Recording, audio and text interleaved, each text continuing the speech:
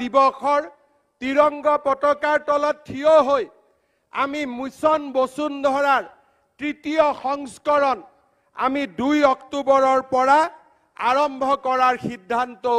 আজি আমি ঘোষণা কৰিছো। এই মিছন বসুন্ধৰাৰ সময়ত গুৱাহাটীৰ পাহাৰত বাস কৰা লোকসকলক মাটি যাতে আমি হস্তান্তৰ কৰিব পাৰোঁ, সেয়েহে চৰকাৰলৈ দিবলগীয়া প্ৰিমিয়াম আমি নাটকীয়ভাৱে ড্ৰামাটিকেলি ৰিডিউচ কৰাৰ বাবে হ্ৰাস কৰাৰ বাবে আমি সিদ্ধান্ত গ্ৰহণ কৰিছোঁ। এটাই মাত্ৰ চৰ্ত থাকিব, গুৱাহাটীৰ মাটি সিয়েই পাব যি খিলঞ্জীয়া হ'ব, যি খিলঞ্জীয়া লোক তেওঁলোকেহে এই মাটিৰ অধিকাৰ পাব।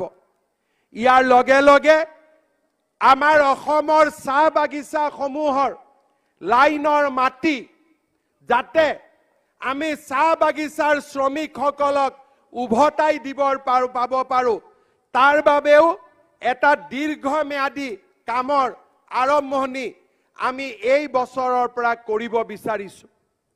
শ্ৰদ্ধাৰ ৰাইজ, মিছন বসুন্ধৰাৰ সময়ত আমাৰ নামঘৰ,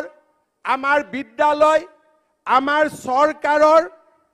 বিভিন্ন অনুষ্ঠানসমূহৰ মাটি যাতে চৰকাৰী হৈ নাথাকি নামঘৰৰ নামত, মন্দিৰৰ নামত, স্কুলৰ নামত, কলেজৰ নামত,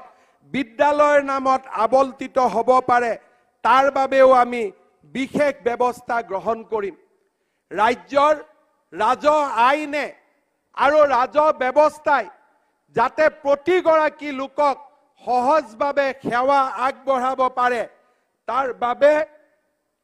অসমত আমি ৭৪টা নতুন মহকুমা বা সমজিলা